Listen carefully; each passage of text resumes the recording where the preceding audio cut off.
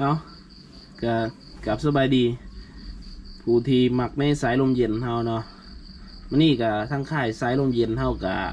มีงานมาให้เบิ่งอีกตัวหนึ่งเนาะงานนี้จะเป็นงานใส่เองเนาะก็เลยเฮ็ดถ่ายขึ้นมาใส่ถ่ายกับพึ่งแล้วมันหมาดเนาะเรียบร้อยพึ่งแล้วเนาะลงสีลงแลกเกอร์เรียบร้อยแล้วแต่ว่าบ่ได้ถ่าย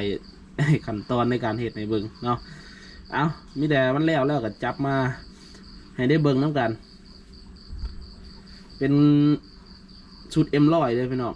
M100เนาะเป็นงานที่ใช้เองนี่แหละอีกกระบอกหนึ่งเนาะก็ได้ประดิษฐ์ขึ้นมาอีกบอกหนึ่งเนาะไว้ใส่เนาะในทีมงานเท่านี้แหละเนาะไปหาอยู่หากินพี่น้องพอได้ไปมาเนาะเขาดงเขาปลาเอากับโบมียังหลายชุดยิ่งก็ได้รีวิวไปหลายอันเลยเนาะยังมื้อนี้ก็สิมาเขาแบบเขาถ่ายให้เบิ่งเนาะถ่ายก็เรียบร้อยแล้วล่ะสีก็ลงมาเรียบร้อยแล้วเป็นถ่ายไม้ประดูเนาะ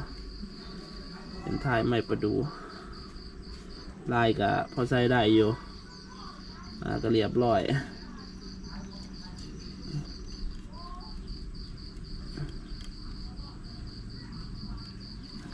มาเดี๋ยวประกอบพี่น้องบาทนี้ประกอบเป็นโตก่อนเอาใส่กันเบิ่งที่เป็นยังไง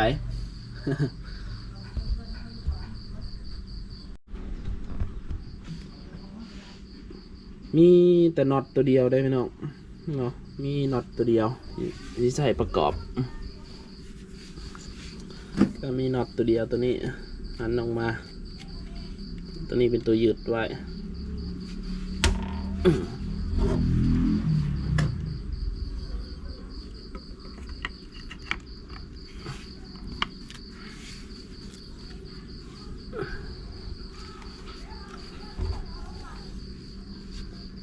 10ให้ตรง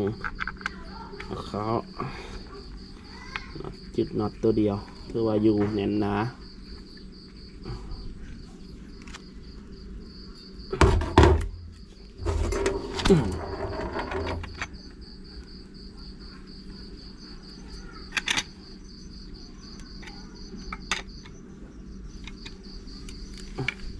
แล้วพอตึงมือได้เนาะคือว่าอยู่แหละเรียบร้อย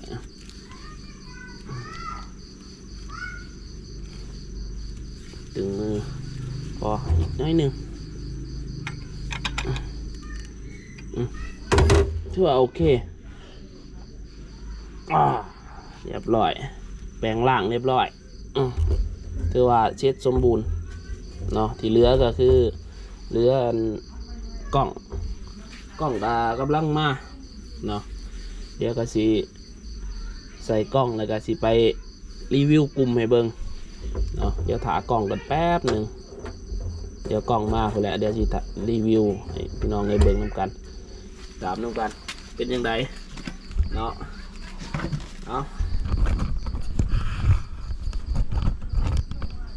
เนี่ยสีประมาณนี้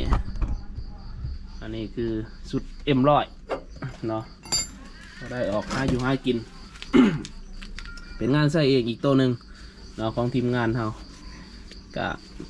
กระบอกนี่ก็บ่ได้ปล่อย บ่ได้เดินทางไปใช้อยู่กับเฮานี่แหละเดี๋ยวมาเบิ่งรายละเอียดต่างๆเนาะขัดอยู่แต่ว่าโอเคก็ได้หาอยู่หากินเนาะ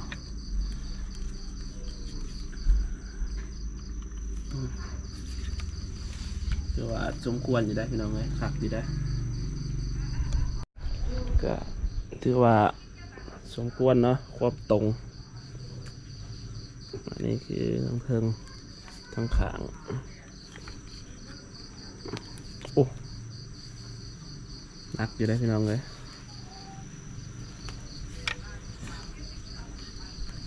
ถือว่าสมบูรณ์เนาะขายพวกผักพวกเอียงต่างๆ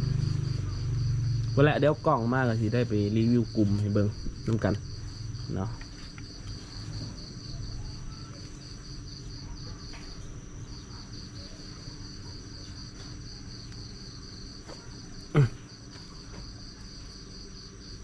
เขาได้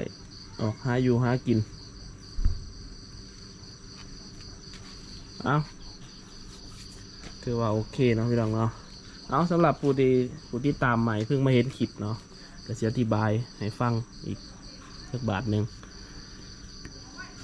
จะรันได้ประมาณ40นัดเนาะแล้วก็ลิ้นลม 3,000 psi เด้อพี่น้องเนาะ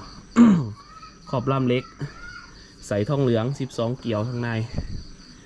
เนาะถือว่ากลุ่มนี่30 40 50นี่ถือว่าพอได้กินแรงกินง่ายเนาะเอาสำนันซะถือว่าเดี๋ยวไปถ่ารอกล่องแป๊บหนึ่งเนาะเดี๋ยวก็สิไปรีวิวกลุ่มให้เบิ่งถือว่าโอเคนะพี่น้องคักสมควร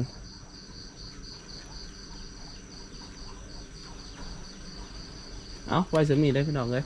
เดี๋ยวถ่ากล่องแป๊บหนึ่งเดี๋ยวสิรีวิวให้เบิ่งน้ำกันพวกกลุ่มยังก็ได้